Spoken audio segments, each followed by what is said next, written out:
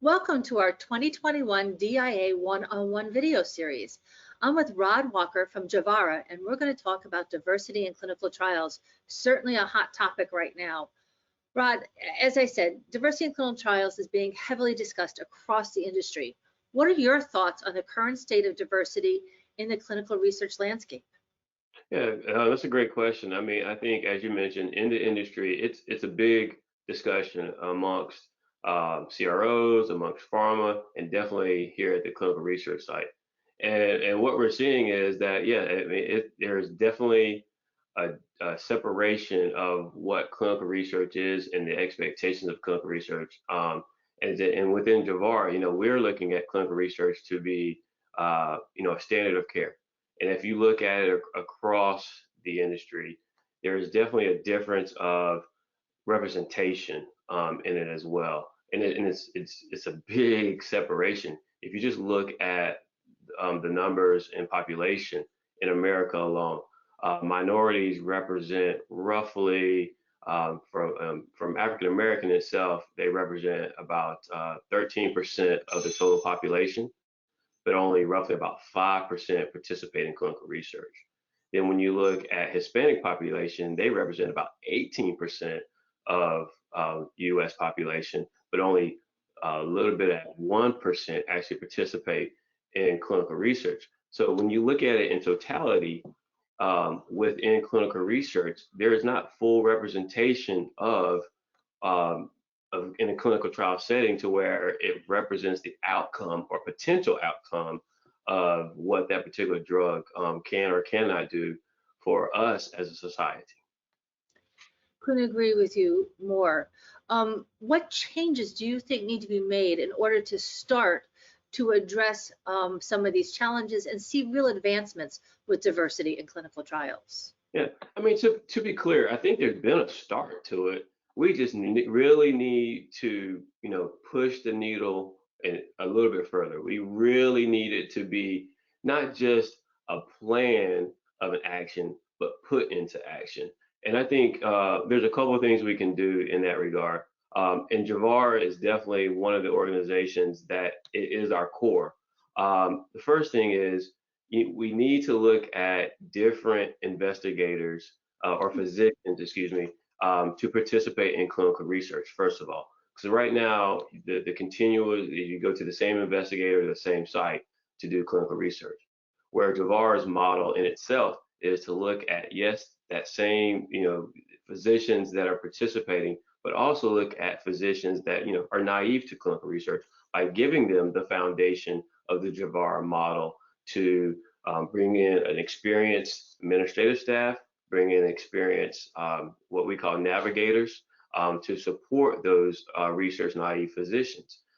We have seen just in our short time of being in existence that really helps and it really does support. So I think that's one. Second is, we need to identify minority physicians that potentially will have a minority patient base. So by having that and building that bridge along within itself will give us the ability to identify additional patients. Because at the end of the day, right now, what we're seeing historically and what we see today is there's not a lot of trust from the minority population in clinical research with given so. But we can change that mindset by educating the patients about what clinical research is really about.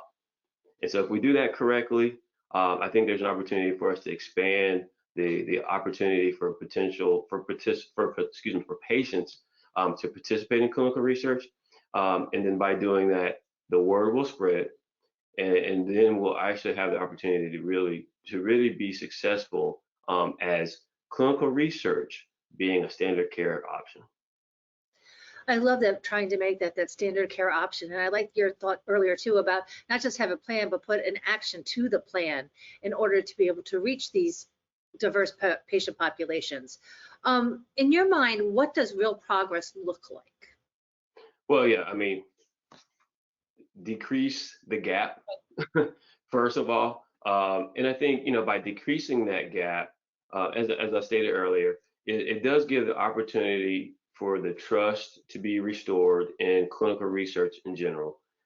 if we do it right as well, it's not just about the clinical research. Again, it's the standard of care. It really gives the opportunity for physicians to manage their patients, have more one-on-one with their patients, manage their care to where if someone is, for instance, diabetic, and if they're in clinical research, there's an opportunity for where that patient will have more opportunities to interact with their physician than they normally would. And so in that case, not only does that physician have the ability to manage their diabetes, they have the ability to manage their hypertension, they have the ability to manage their obesity, they have the ability to manage all other indications that generally come into practice that sometimes get overlooked because the fact that a patient generally goes to their physician once a year for their annual, and or if they have circumstances that require them, they sometimes don't go as much.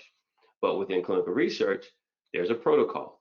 There's more touch points. And so if we do that, I think in that perspective, the care of the patient is definitely increased by participating in clinical research. And do you think that we can get more diverse physicians on board with this, let's call it the action plan, and what needs to happen on that end? Because we can educate the patients, but it's really the physicians we need to get to. Absolutely. So again, in Javara's model, what we're trying to do is within our healthcare partners is look to identify either the naive or the experienced physicians that are minority to become experienced in clinical research and also the ability to then spread the word amongst their colleagues and their networks. We also are looking to partner with other organizations that might have access to individuals of minority that potentially could and be willing to participate in clinical research. And there's different ways in all indications. But I think we really have to network within the infrastructure that we have within Javara's model with the healthcare partners. And then I think also, again, as I mentioned, a network outside of that. And then once physicians begin to see the influence that they have amongst them colleagues, it's just like anything else. It spreads, becomes a wildfire, and then it really will, I hate to say take off, but it will. It will really expand across not just, United States, but it will expand across the globe. That's excellent. You give me optimism here. So thank you so much for providing us with some real tangible things that the industry can do better, as well as what your outlook is for the future. Thank you so much, Rod, for joining us. Thank you, Taryn. It's been a pleasure.